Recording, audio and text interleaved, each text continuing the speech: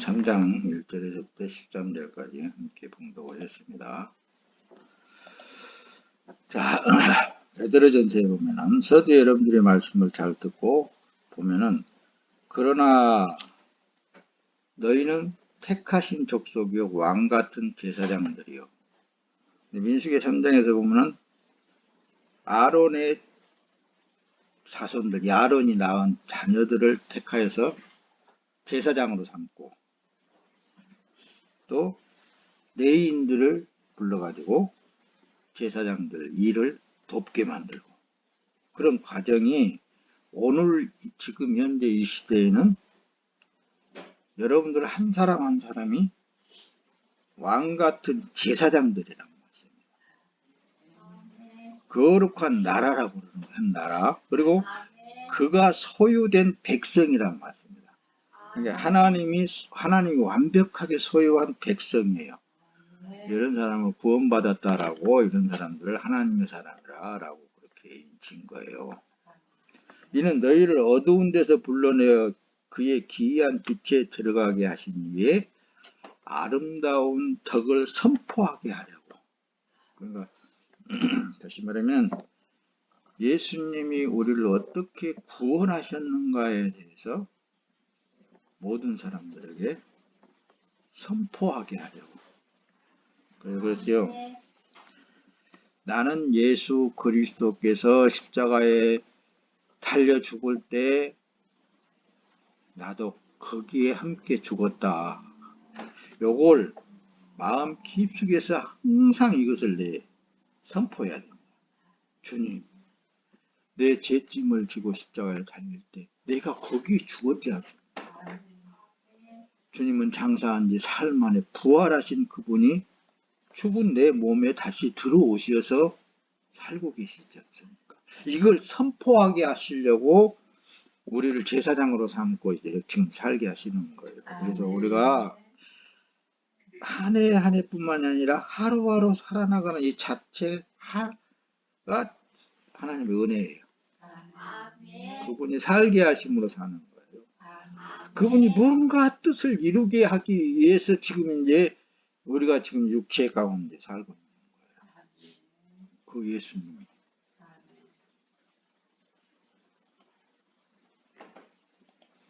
할렐루야. 그러므로 구약으로 다시 넘어가서 조금 설명을 하자는 말씀입니다. 자, 출애굽기 13장 2절에 보면은 이스라엘 자손 중에 사람이나 짐승이나 물론하고 초태생은 다 거룩히 구별하여 내게 돌리라. 이는 내 것이니라. 할렐루야. 그러니까 홍해를 건너온 그 순간부터서 초태생으로 인칭을 받은 거예요. 그가 누가 했냐면은 여호와 하나님께서 하셨기 때문에 너는 내 것이야. 오늘날에 교회라고 불림을 받을 때 에클레시아 곧 선별했다, 건짐을 받았다, 선택을 받았다는 그런 의미를 담고 있다 그랬죠. 그래서 여러분 한 사람 한 사람이 하나님께서 선별해낸 거예요. 그러면서 너는 내 것이야. 너는 내 것이니까. 너는 왜 너를 위해서 살려고 그러느냐? 너는 나를 위해서 내가 네 안에 있어서 내가 나를 위해서 사는 것이지 네가 너를 위해서 사는 거 아니야. 그런 말씀도 들을 수 있어야 됩니다. 조금 더 구약을 좀 설명. 구약에서는 그래요. 매년 토지 소산의 11조를 드리라고 그랬거든요. 매년마다 11조라는 게 지금에 와서는 뭐 월급의 11조 뭐 어쩌니 그러지만 구약에서는 매년 토지의 소산의 11조를 드리게 돼 있어요. 그런 것은 다 하나의 뭘 상징하기 위해서 그런 제도를 세워나가느냐. 이런 걸 여러분들에게 지금 말씀을 확실시하게 드리려고 그러는 거예요. 자, 신명기 14장 너는 마땅히 매년 토지 소산의 11조를 드릴 것이며 그렇게 자, 내 하나님 여호와 곧 여호와께서 그의 이름을 두시려고 택하신 곳에서 내 곡식과 포도주와 기름의 11조를 먹으며 또 내 소와 양의 처음 난 것을 먹고 내 하나님 여호와 경외하기를 항상 배울 것이니라. 할렐루야. 이걸 이제 설명을 목사님들이 많이 할 때 11조는 제사장들이 먹는다 라고 이제 그냥 치부를 하고 말하고 하는데, 자, 지금 현재 제사장들은 누구라고요? 여러분들 각자가 지금 제사장이 되어버렸단 말씀입니다. 그럼 왕같은 제사장으로서의 누구의 것을 여러분들이 먹고 사는 거예요? 하나님의 것을 먹고 사는 거예요. 그 정도만 하고, 그래서 11조는 하늘 백성으로서의 세법을 말하는, 나는 하나님의 백성이다. 그걸 가르치기 위해서 지금 이제 민수기나 신명기를 통해서 11조에 대해서 말씀을 지금 기록을 한 거예요. 근데 또 보세요. 그 말라기서에 보면 또 이런 말씀을 하잖아요. 만군의 여호와가 이르노라, 너희의 온전한 11조를 창고에 들여 나의 집에 양식이 있게 하고 그것으로 나를 시험하여 내가 하늘문을 열고 너에게 복을 쌓을 곳이 없도록 붙지 아니하나 보라. 할렐루야. 그러니까 이 10의 1조를 여호와의 창고에다 채우라 그랬잖아요. 그런 의미는 어떤 의미를 가지고 있느냐면, 한마디로 말해서 이 10의 1조는 하나님의 백성으로서의 마땅히 형제와의 교제, 하나님 사람들과의 교제를 하게끔 하기 위한 하나의 수단고 방편이었다고 말했습니다. 좀 더 나가서 법과 은혜를 구분해 하게 되면은 이게 훤히 들여다 보이게 되어 있습니다. 그래서 11조는 율법으로 봐버리게 되면은 지금은 뭐 그런 게 필요가 없겠네, 그런 이제 논리를 피게 된단 말씀입니다. 근데 예수님은 그렇지 않았거든요. 자, 보세요. 마태복음 23장 23절에 보면은 화 있을진저 외식하는 서기관들과 바리새인들이여, 너희가 박하와 해함과 근처의 11조는 들이되 율법에 다 중한 바 정의와 긍휼과 믿음은 버렸도다. 그러나 이것도 행하고 저것도 버리지 말아야 될 것이니라. 이 예수님이 직접적으로 하시는 말씀이, 이 내용은 하나님을 믿는 믿음도 버리지 말아야 될 뿐만이 아니라 하나님 안에서의 교제도 버려서는 안 된다고 말씀입니다. 뒤에 가서 조금 더 설명을 합시다. 그래서 하나님은, 그래서 이 시대에는 감사로 예배를 드리는 것을 다 기뻐하십니다. 하나님께서 매사에 우리에게 해 주시고 그걸 감사하는 마음으로 살게 하신 분이 하나님이셔요. 뭐 헌금을 하고 11조를 드리는 이러한 종교적 행사는 하나님과 형제들과 교제하기 위한 방편이었다고 말씀입니다.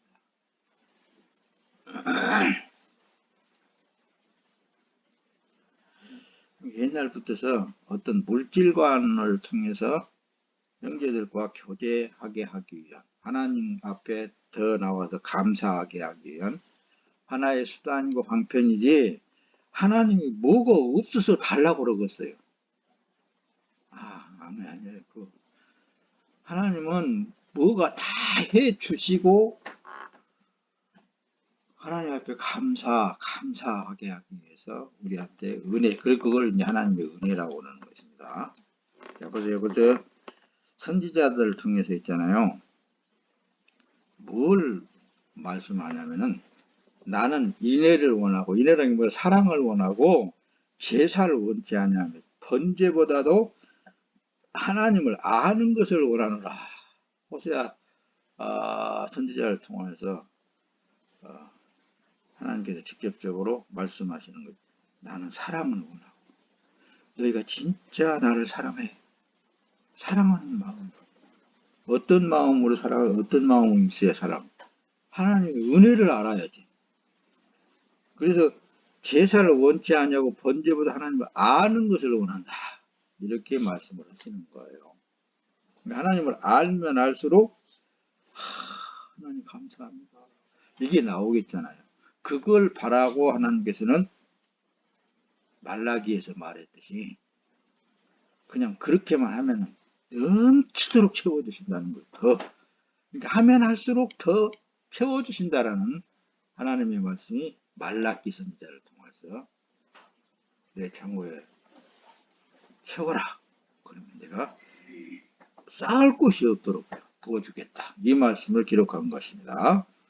그래서 이 요한복음에 이제 예수님이 하시는 말, 영생은 곧 유일하신 참 하나님과 그가 보내신 자 예수를 아는 것이 영생이라고 말씀을 하시는 거예요. 이해가 됩니까, 여러분들? 하나님이 진짜 바라는 것은 하나님의 은혜에 감사로 예배드리는 것을 원하신다고 말씀입니다. 아모스 선지자는 그래요. 나는 너희 명절, 축제를 미워하고 싫어한다. 너희 종교적인 모임을 내가 기뻐하지 않아. 그러니까 하나님께 그 어떤 무슨 절기들도 만들어 놔두고 뭘 갖가지 지금도 절기를 만들어 놓고 행사를 하는데 그런 걸 원치 않는다고 말씀을 하나님께서는. 뭘 원하신다고요? 하나님께서 감사 예배를 받으시기를 원합니다. 또 한 말씀 더 띄울까요? 시편 기자는 그래요. 주께서는 제사를 기뻐하지 아니하시나니 그렇지 아니하면 내가 드렸을 것이라. 주는 번제를 기뻐하지 아니하시나니다. 하나님께서 구하시는 제사는 상한 심령이라. 하나님이여 상하고 통미하는 마음을 주께서 멸시하지 아니하시리이다. 늘상 우리가 하나님 앞에 엎드릴 때는 부족한 뿐이에요. 하나님이 내게 은혜를 너무너무 많이 주셨는데 그 은혜에 나는 만분지 1도 그 은혜에 감사하지 못하고 사는 삶이었네요. 하나님께서 주신 은혜에 감사하면서 살 수 있도록 내게 은혜 위에 은혜를 더하여 주시옵소서. 기도를 늘 그렇게 하잖아요. 그렇죠? 네, 그러니까 하나님은 그걸 상한 심령을 기뻐하시는 거예요. 하나님, 나는 할 수 없네요. 나는 하나님을 사랑할 수도 없네요. 그런 상한 심령이 있어야 된다는 말씀입니다.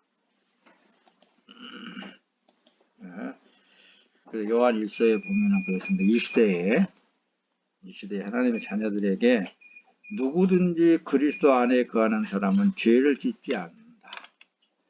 죄를 짓는 사람은 누구든지 그분을 본 적도 그분을 안 적도 없는 사람이다. 그러니까 교회를 열심히 아무리 다닌다 간다 할지라도 이 하나님에 대해서 진짜 예수 그리스도 안에 있지 않는 그런 상태에 있을 때는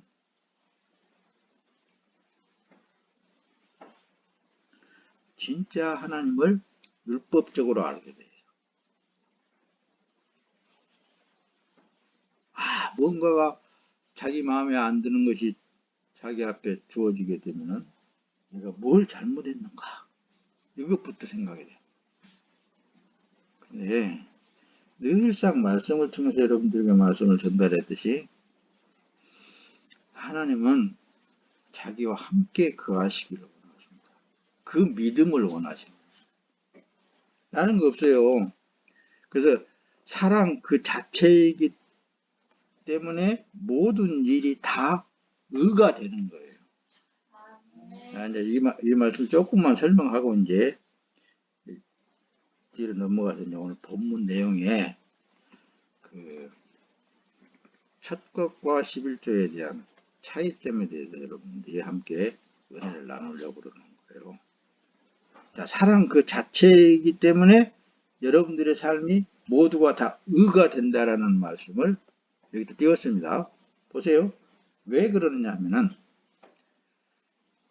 잘 때든 못 때든 매사에 하나님이 보고 계시고 그 일을 하나님이 하고 계신다라는 사실을 믿는 믿음이 있는 사람은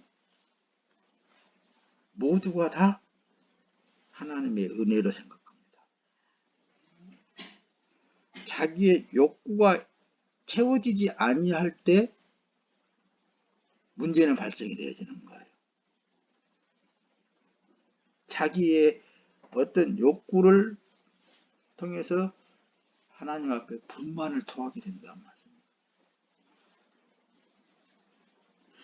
아니에요. 우리는 서두에 말씀을 드렸듯이 애굽에서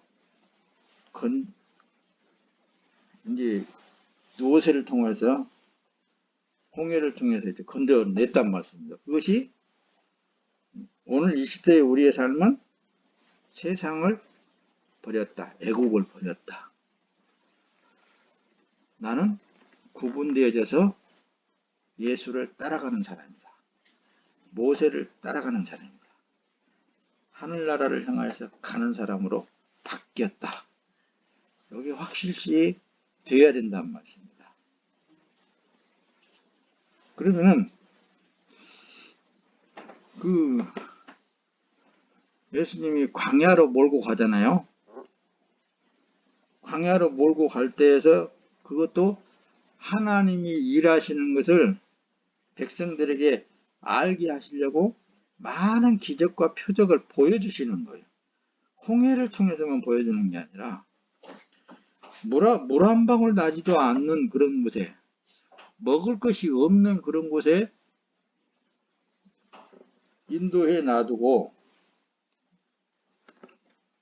다른 사람들은 야, 괜히 모세가 말이야 잘 먹고 잘 살던 그 애국 땅에서 우리를 끌어내더니 이 메마른 땅에서 굶어 죽이려고 하느냐, 그렇게 불평하는 사람도 있었단 말입니다.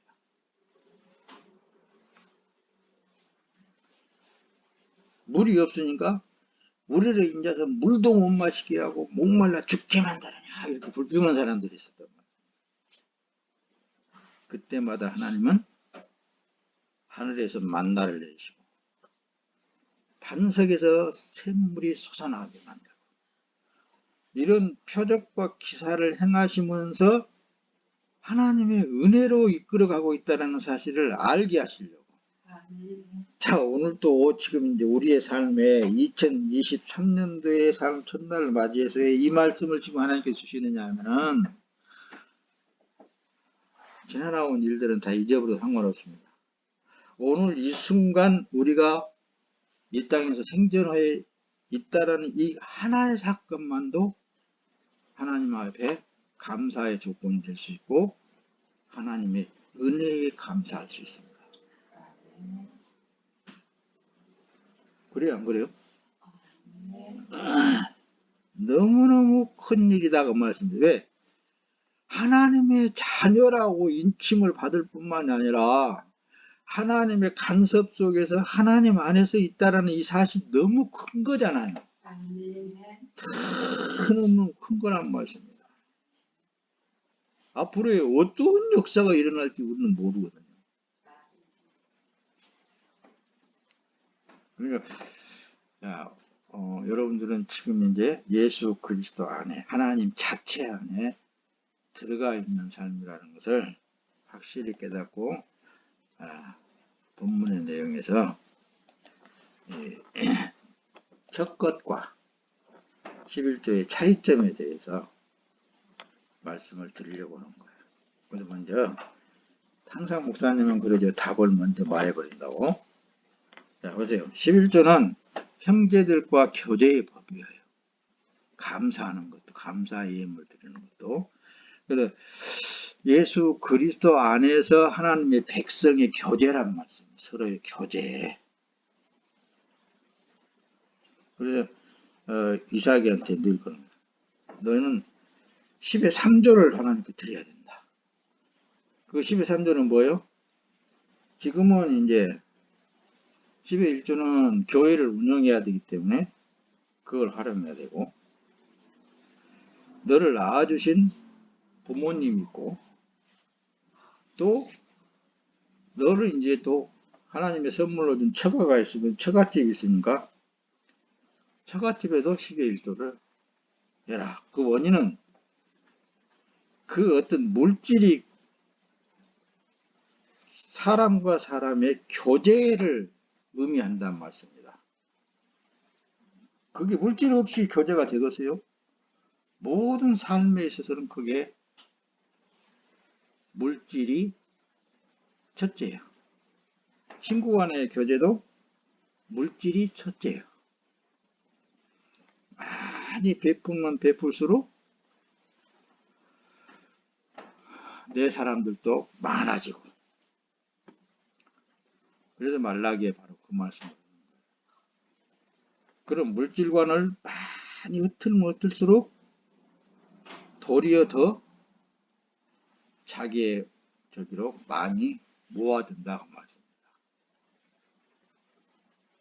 그런 의미로 여러분들이 10의 1조라든가 감사라든가 그걸 이해를 하면 됩니다. 첫 것으로 이렇게 기록을 하고 있는 것은 하나님께서 선별한 천국 백성이란 말씀입니다. 그래서 11조는 백성의 의무예요. 나는 하나님께 선택받은 하나님의 백성이 되었구나. 그러니까 우리가 하나님이 말씀하시는 그 내용을 잘 활용을 하게 되면 이 땅에서 하나님의 영광만 드러낼 뿐이 아니라 모든 사람들을 구제할 수 있는 그런 사람으로 성장해 나갈 수 있겠구나 라는 것을 여러분들이 깨달으면 오늘 설교가 아주 100점 만점입니다. 그걸 못 깨달으면 안 되는 거예요. 그래서 민수기 8장 16절이 곧 이게 첫 것이라고 말씀을 하는 거예요. 자, 보세요.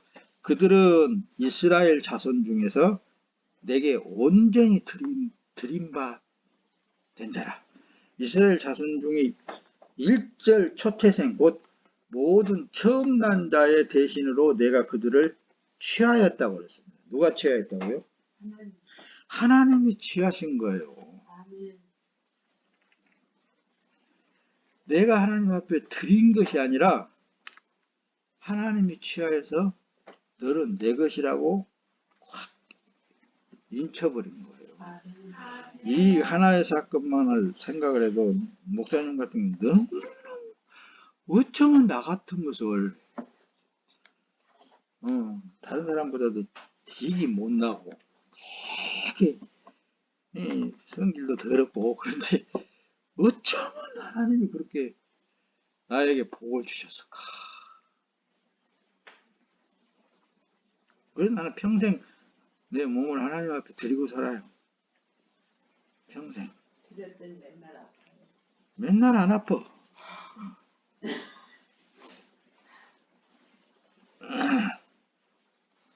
이 말씀을 잘 들여다보면 너무너무 감사한 거예요. 말씀을 보면 볼수록. 그런데 신약에 와서는 그래요. 신약에 와서는 이 말씀을 빗대서 사도 바울 같은 경우에는 이런 말씀을 로마서 14장에 보면 우리 중에 누구든지 자기를 위하여 사는 자가 없고 자기를 위하여 죽는 자도 없어. 이게 이제 확실히 게 구약에서 상징적으로 말씀을 했던 모든 것들이 실체적으로 이 시대에는 예수님이 직접 오신 이후로는 그게 이루어진 거란 말씀이에요.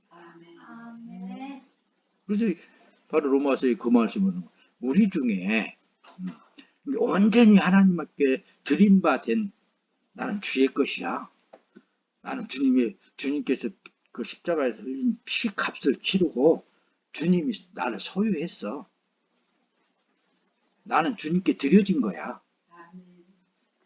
주님이 나를 스스로 취하신 거야. 당신이 흘린 피로 나에게 뿌리시고 닦으시고 너 정결하다 깨끗하다 너는 내 것이다. 그분이 그렇게 인쳐버린 거야. 이런 사람들을 향하여서 사도 바울이 우리 중에 이렇게 선택되어진 우리 중에 누구든지 자기를 위하여 사는 자가 없고 자기를 위하여 죽는 자도 없다. 이렇게 말씀을 하시는 거예요. 할렐루야. 자, 보세요. 그러면 또 우리가 살아도 주를 위하여 살고 죽어도 주를 위하여 죽나니 그러므로 사나 죽으나 누구의 것이라고요? 우리가? 주님의 것. 예. 로마서 14장 그 8절에는 그러잖아요. 나는 주님의 것이야. 우리는 주님의 것이라는 것을 확고하게 이렇게 말씀. 이게 바로 선택된 하나님이 꽉 붙잡고 있는 우리라니까요. 우리. 다른 사람이 아니에요. 그런데 뭘 이제 두려울 게 뭐가 있겠습니까? 왜 여기다가 11조와 감사를 첨부를 시켰느냐면은 뭐가 부족할 게 있겠습니까? 여러분들 많이 베푸세요. 많이 그냥 퍼주고 많이 아이고 어떤 사람은 사기당하는 거 아닌가 하고 그냥 속이 그냥 저런 사람이 있는데 아니에요. 손해 봤어도 괜찮은 거예요. 내 거 아닙니까? 얼마든지 펼칠 수 있잖아요. 이제 얼마든지 펼쳐나갈 수 있어요.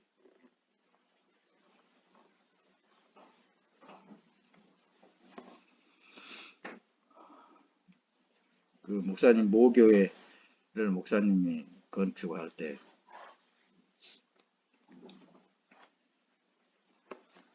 그 학생 때 그 사람이 장로님이 됐더라고요.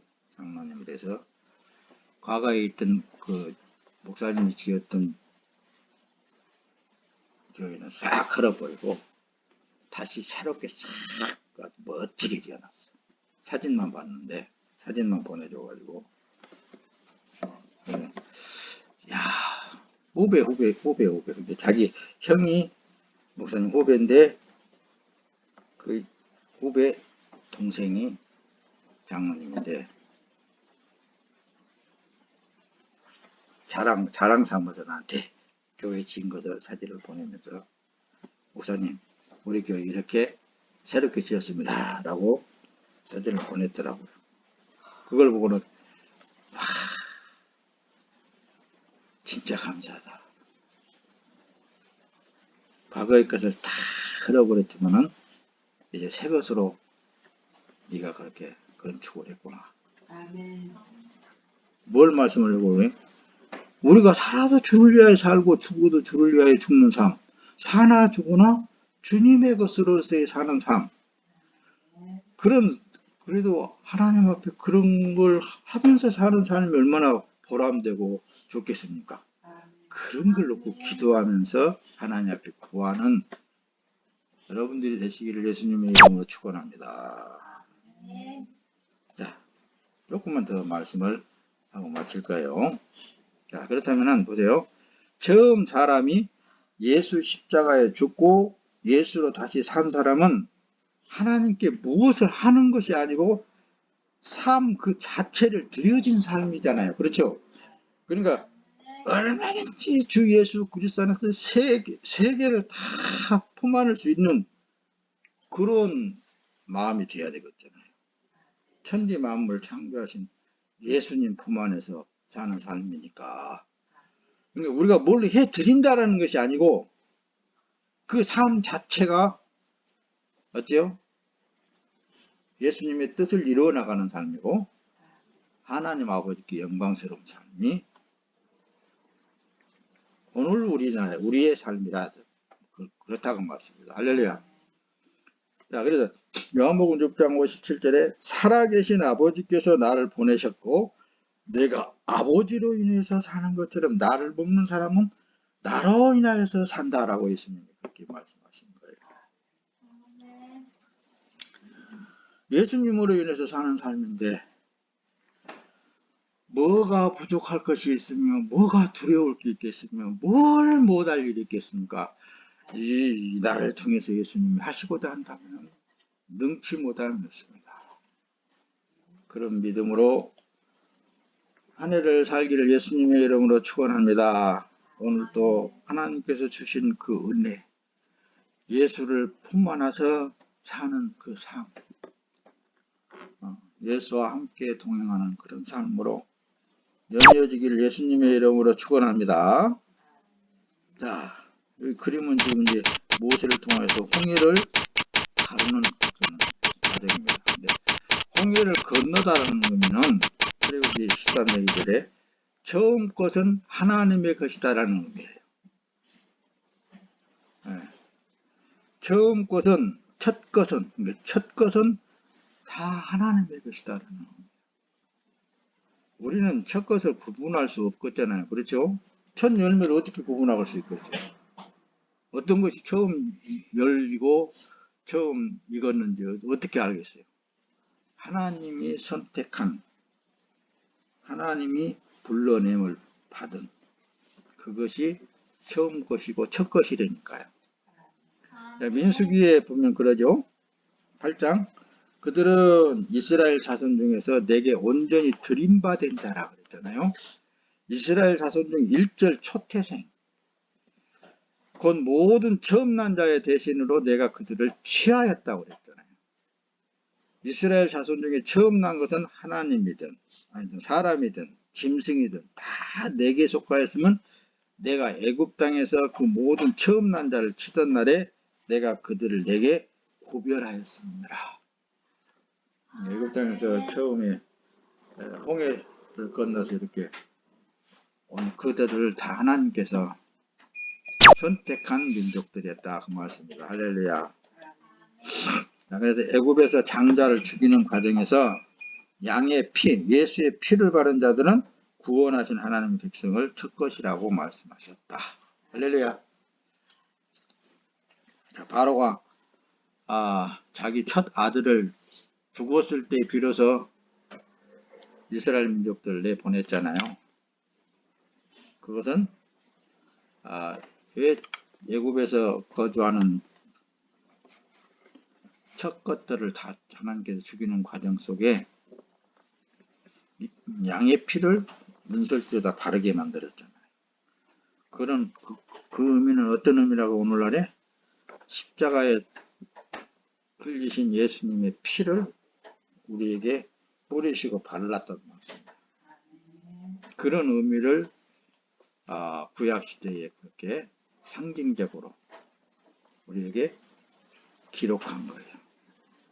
앞서간 선진들의 삶을 통해서.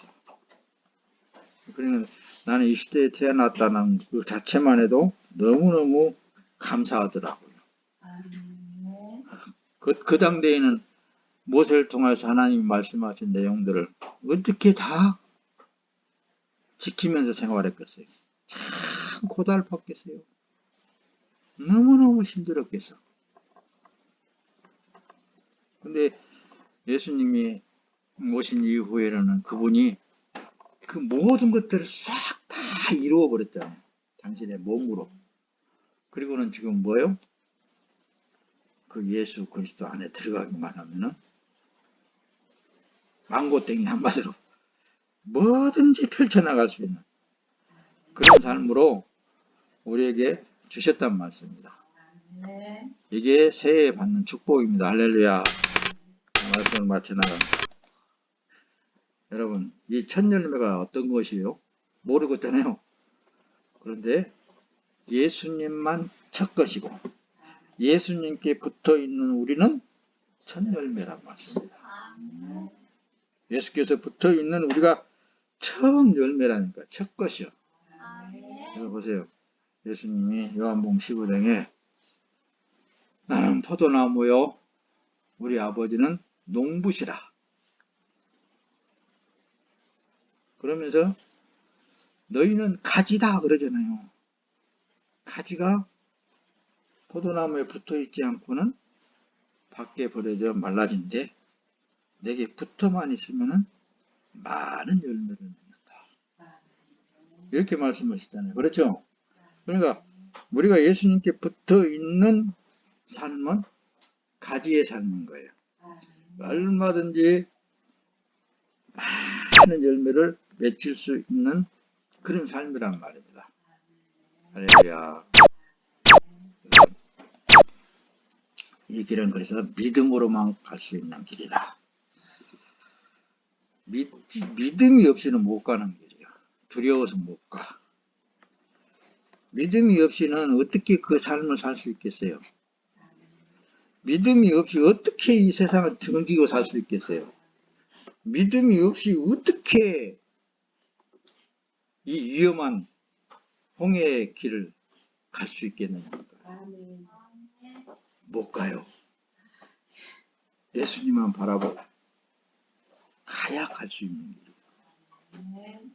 그래서 계시록의 결론에 가서 이 사람들은 여자로 더불어 더럽히지 아니하고 정절이 있는 자라. 어린 양이 어디로 인도하든지 따라가는 자며 사람 가운데서 구속을 받아 처음 익은 열매로 하나님과 어린 양에게 속한 자들이니. 자, 여러분들 자신을 스스로 하나님 앞에 내 보여보세요. 여러분들이 지금 어느 위치에 있고 어떤 삶을 살고 있는가. 주님이 인도하는 길은 결코 이 세상 사람들이 말하는 그 길이 아니에요. 결코 이 세상 사람들이 가고 있는 그런 삶이 아닙니다. 내일을 알 수 없는 우리의 삶인 거예요. 그러므로 항상 근신하고 항상 주님이 인도에 가고 있다는 이 사실을 믿는 믿음 안에서 어떤 것도 받아들이세요. 어떤 것도 하나님 앞에 내려놓으세요. 무엇이든지 간에 주님 앞에 펼쳐보세요. 여러분들의 삶은 여러분들의 삶을 통하여서 놀라운 역사를 이 시대에 이루실 줄로 믿습니다. 할렐루야. 금년에도 또 만납시다.